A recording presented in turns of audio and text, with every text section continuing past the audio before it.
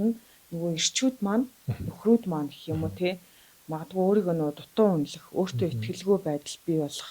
Энэ нь магадгүй эргээд нөгөө ганцаардал руу оруулж байгаа юм бий юу? Ийм байх бас боломжтой юу? Нэгдүгээрт бол self efficacy буюу одоо өөртөө итгэлтэй байдал гэж орчуулах юм уу? Нэг тийм ойлголт байгаа. Өөртөө итгэлтэй байдал хүйстэд авч үзвэл эрчүүд эмэгтэйчүүдээс өндөр байдаг. Дэлхийд даяар Монголд ч гэсэн. Өөрөөр хэлбэл энэ нь юу хэлээд байна гэхээр одоо юу гэдэг хоёр үнийг харьцуулъя л да. Эмэгтэй нь үнэхээр ур чадвартай, мэдлэг боловсралтай, лаг. Гэтэл эрэгтэй нь илүү бага ур чадвартай, мэдлэг боловсрал сайн эзэмшиж чадаагүй гэж бодъё. Ийм хоёр хүн бай гэж төсөөлье.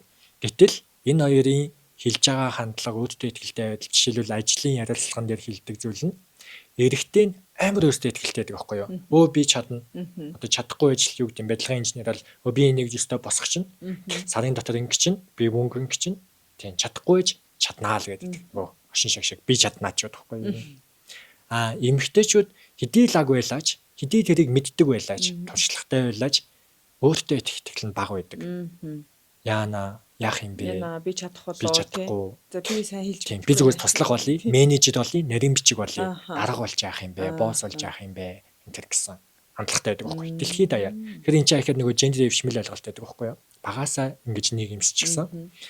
Тэгэхээр эндээс ахуулаад эрчүүд уг нь бол өөртөө илүү итгэлтэй. Ганцаардлын хувьд бол одоо юу гэдэг амиа орлт дээр авч үзье.